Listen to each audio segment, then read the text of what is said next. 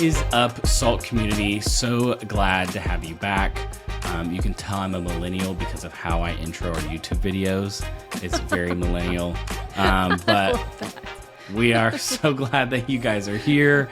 Welcome to the Monochrome Podcast, episode 28. We're going to talk about some new tech, some new stuff coming out, some cool automated light things, and then we're also going to be talking with Will Chapman, so you're not going to want to miss that. But also, you need to know we do this every week. So we're doing this most of the year this year. It's a big season, lots of cool people coming. And so next week, you're going to want to tune back in. We're going to hear from Samer Massad. He has spoken at SALT before, just an incredible pastoral voice. And so you're not going to want to miss that. So cool. Yes. But this week, I have Caitlin Johnson, the SALT director, with me. Hey, Caitlin, how are you? Hey, I'm great.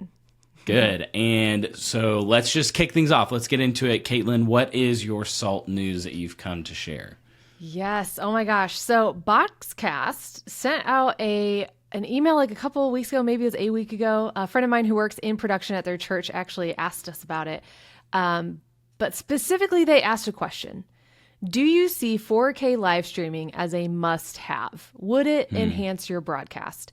And this was so interesting to me because I am not huge on the production side of my church. That's not where I volunteer anymore. I used to all the time, but it got me thinking like, oh my gosh, 4K, like is the next thing. Are we all already at 4K? Have we already moved to 4K?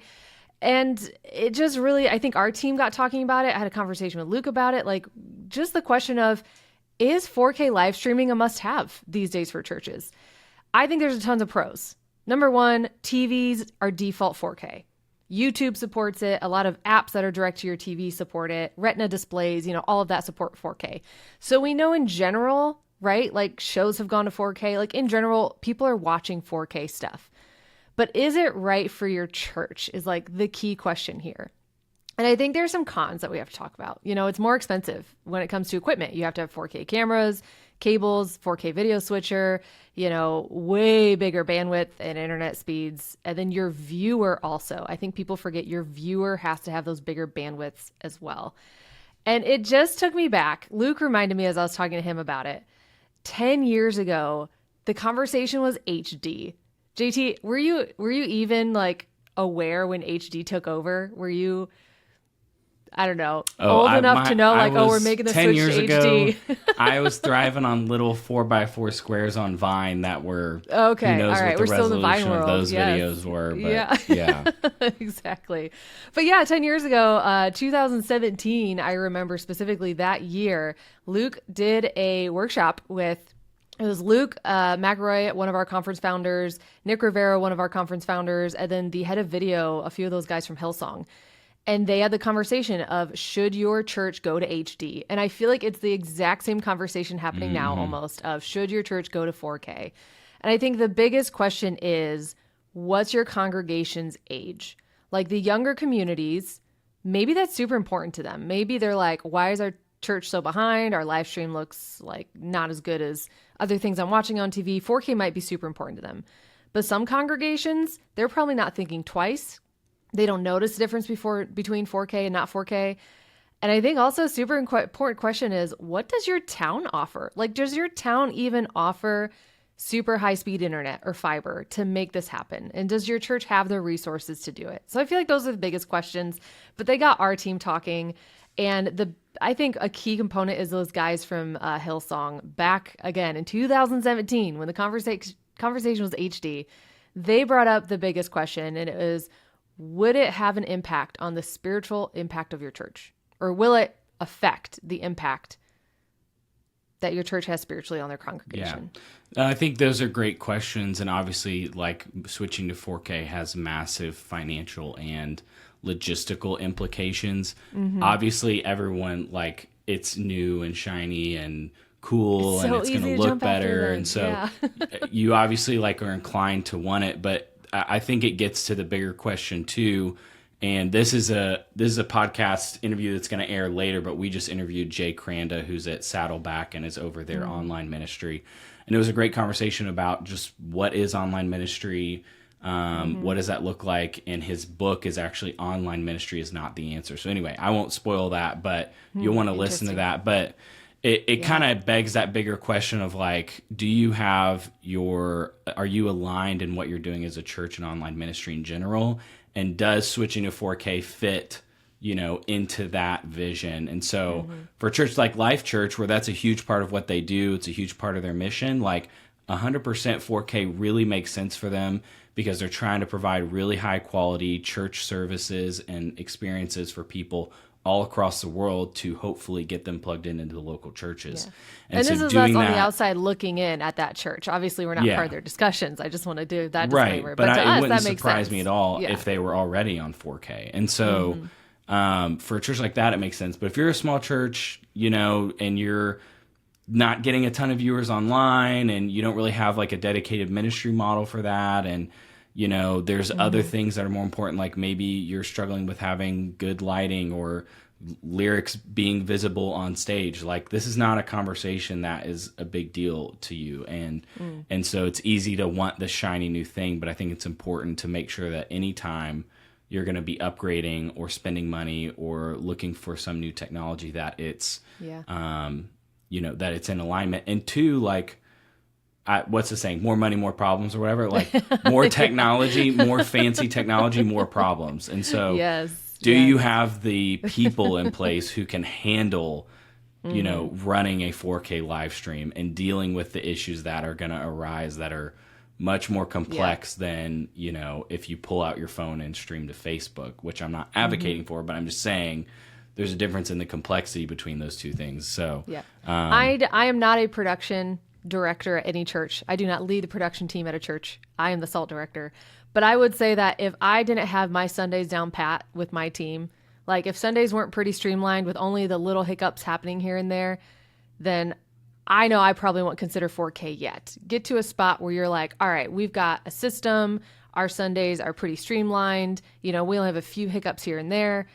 Then maybe start considering 4K too. But yeah, Sure. it's a great question. I love that you're like, take it back to the basics and take it back to the vision of your live stream, and does it fit? Those are great questions. It's timing is important too. 1080p 10 years ago was new, expensive. The internet wasn't caught up, all of that. So getting it implemented was probably expensive, costly, and complicated. And so wait 5 years, 4K is going to be built into everything. Oh, yeah. All your infrastructure stuff that you do your next, upgrade on or whatever is going to be automatically already built for 4K. And this conversation we'll be having again about 6K or 8K or something like that. And so, don't worry. I was going to say, don't worry if you're worried about being behind as a church. You're like, oh no, our church is falling behind. Or what if we're like, falling behind. Don't worry. If you stay caught up with SALT, we'll let you know when you're a little behind. We'll let you know when it's definitely time to be upgrading. Well, and I think too, the bigger conversation is like, the goal isn't to be like everyone else and to be like all the other churches. It's, you're doing ministry for your people in your unique way. And so if doing 4K fits into that, great. If it doesn't, it doesn't. We just read this story. I'm going way off topic here, but bear with me. We just read this story about this astronaut who was watching his church's live stream in space. And if you go look up the church that he was watching, it's a church in Nashville. That is not a 4K live stream. It may not even be 1080p. I'm honestly not sure. But it still made it to space. Exactly. It made it to space. That was, and now, that was doing ministry for their astronaut, congregant. And he's not up in space going, well, I can't believe this isn't 4K. And so you can do ministry with 720 and you'll be fine. And God's going to move, no matter what resolution your screen is in. But we also do want to do things excellently with what we have. So, figure out that balance. If you know that your church is ready for 4K, it's already been a discussion, you guys are ready to pull that trigger, and you use Boxcast, then great. It sounds like it's coming. They might be offering it soon. It sounds like it could be coming. Fun fact, SALT actually does not do 4K for conference when we live stream. We partner with Resi actually for that live stream. They do already offer 4K, but we don't take advantage of that. And to be honest, if you disagree and you haven't bought a virtual ticket because we're not streaming 4K, that's awesome. Come talk to us. We'd love to hear why you think we should stream 4K. I would love to have that discussion. It'd be so fun. Email us and we can chit chat. Okay. So next thing I want to talk about, and this is interesting. So this really stuck out to me, especially because I run the media team at conference, and so part of what we do is we set up some studios.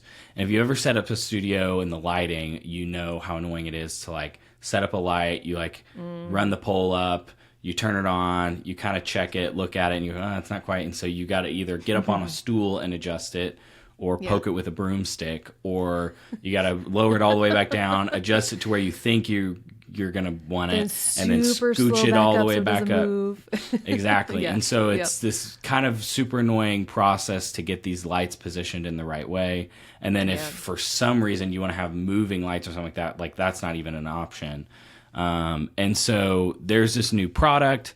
I'm going to share the Instagram down in the show notes, but basically you put it on top of the light pole, then you fix the light to it, and it's like a, I don't know what to call it, like a BOGO. It basically moves the light around, so you can have your high quality studio lights, but then you can actually control them from a phone app or a remote, which is really great. So that would save tons of time. It also adds some cool like options for dynamic lighting. Like in a podcast, you could have like a sunset effect that's the sun's going down. You could mimic a lot of different things like that.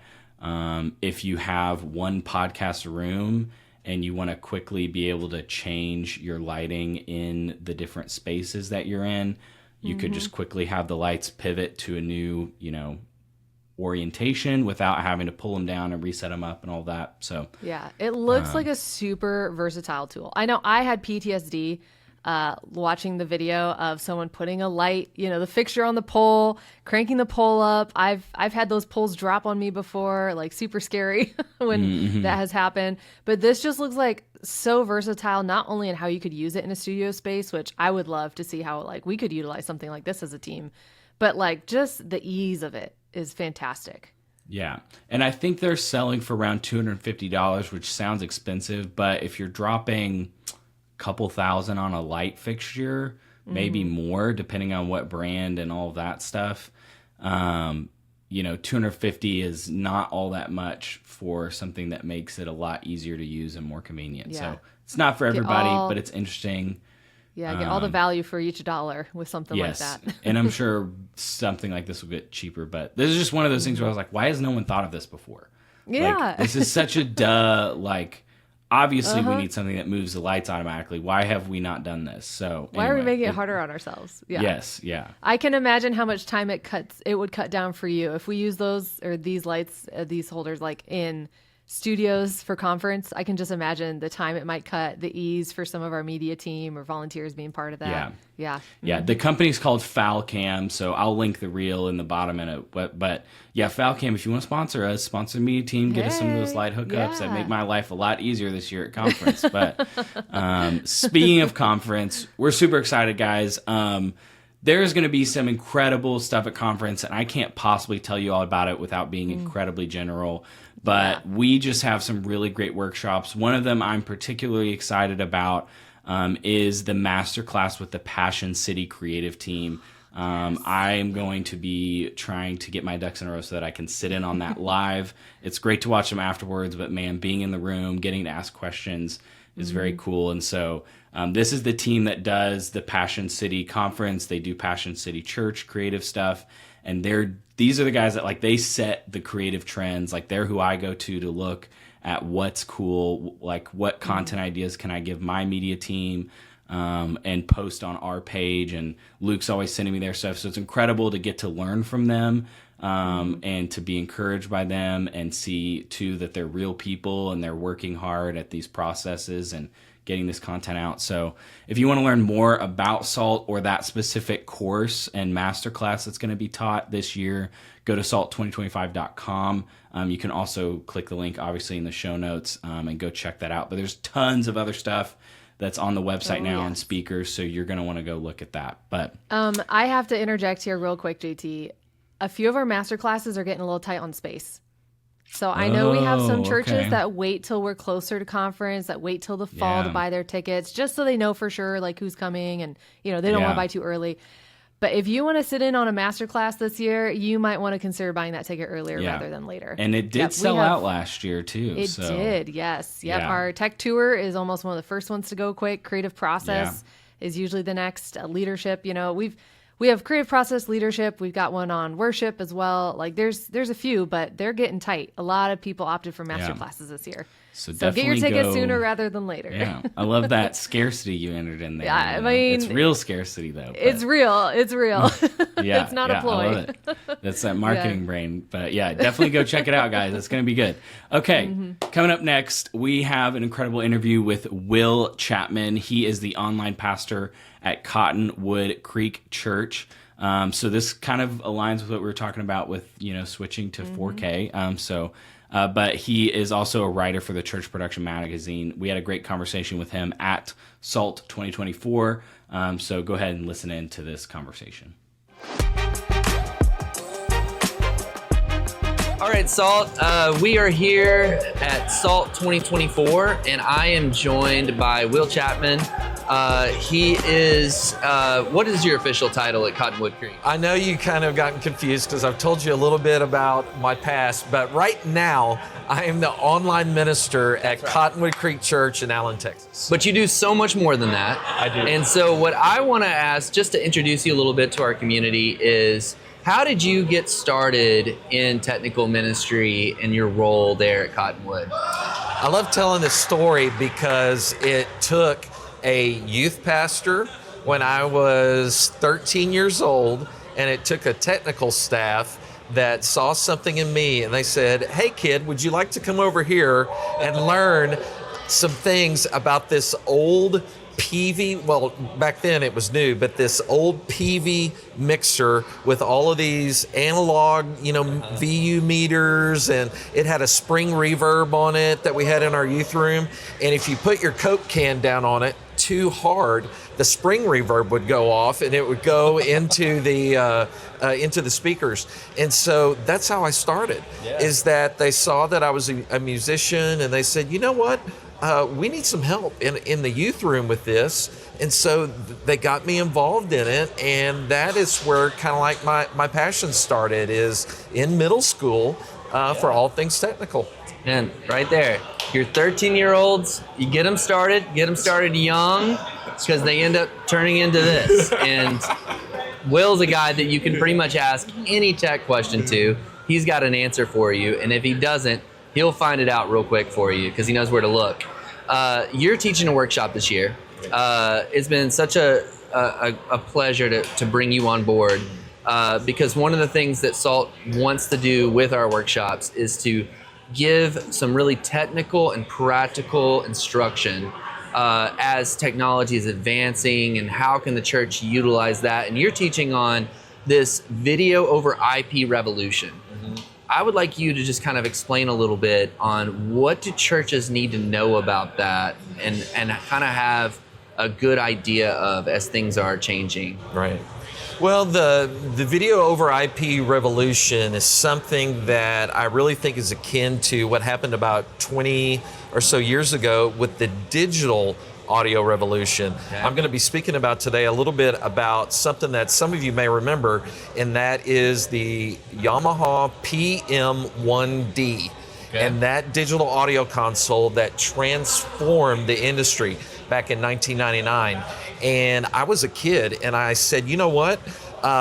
This is great, but I like my old analog stuff. I like my old, Midas consoles, my old, Allen and Heath, all this other kind of stuff when I was mixing front of house. I've got time to learn about this new digital stuff. Well, before I knew it, all of a sudden I'm faced with having to purchase a digital audio console for my church, and I had no idea what to do. Mm-hmm. That's what's going on right now in the video world, and I'm really passionate about wanting church technical leaders and church leadership to be able to know about this revolution, but also to be able to make wise decisions, because right now, like today, it's not for everybody, but you're going to be faced with it no matter what integrator or what manufacturer you look at, that, hey, video over IP is a solution that can solve a lot of problems. Sure. But if you're not ready for it, it's also going to introduce a whole lot of problems. And so that's why I'm passionate about it and want to help the SALT community know about video over IP. Well, that's going to be interesting. We'll have to check it out. So you dabble in everything, okay? So I wouldn't say a jack of all trades, master of none, because you seem to have a bit of a mastering of certain trades, right? So, but you do dabble in a lot of stuff. And one of the things that people may not know about you is that you are a certified Maxwell leadership coach, trainer. And so you have spent a lot of time in your position at Cottonwood Creek training volunteers, equipping them, building systems that allows them to harness the skills like you were when you were 13, how to bring them along and to give them the ability to utilize those skills that benefits the entire church and the functioning of it. What is some advice that you could give tech leaders, people that are in those positions of leadership, on some tactics and some ways that they can lead out to help benefit their ministry team, their tech team? Yeah, that's a good question. Something that I've learned over the years that can really benefit a technical team is you have to treat it like a family. Because we are, in a sense, a family. We share this passion for technology and for production. And so we can build upon that with relationships and with other types of interaction that take advantage of that shared common interest and passion. And you can talk about gear and you can talk about things and train people about that. But part of making a family is that you got to hang out together. Yeah. And some of the things that I discovered years ago is the importance, even in the church setting, of having catering for the production crew, as well as those who are going to be on the stage. Yes. By Amen. providing donuts. And this is a simple thing that I learned so many years ago. Not just any donut, but the favorite donut of everybody in the crew took their idea of how important the church saw their what they were doing from here like to up here. Yeah. And then I started thinking, okay, how can we incorporate training? Well, and I did a seminar on this at a training session last month, but it's how to be able to take something as technical and can be as complicated as camera training and operating these video cameras we're using here, but make it into a game. And make it fun and make it into a contest and allow some competition and some encouragement and to celebrate not only records for the team, but celebrate personal records of somebody who's improved or things like that. And so this type of relationship building and bonding, I think, is really important in building a volunteer team, but also keeping those volunteers that you have and then turning them into your best recruiters within the church and within the community for your team. That's some good advice. As soon as you started to talk about gamifying that volunteer base and camera, I'm like, I want to play. Like, how do I play? Tell me what you're doing. I want to go do it back at my church. Okay, well, here's the deal. We kind of agreed before this that we were going to ask you a question on what is an interesting fact about Will Chapman as our community is getting to know you. Yes. Tell us something interesting about yourself. Something that this community probably doesn't know a whole lot about me is that I'm a cyborg. A cyborg. Now, for those of you who are a little bit older and into Hollywood, I am not made by anything by Cyberdyne Systems, but good. I am, and I do have in me enough titanium that my wife has already told me that when I die, she is going to recycle me and not bury me because I'm worth too much in the recycle market. Back in 2006, I was involved in a near fatal car accident while I was serving my church, getting ready for a big Christmas show that we were having a big dress rehearsal for that night. And ended up having to be helicoptered to the hospital, and they put me back together with all this titanium to be able to serve or save my arm and leg.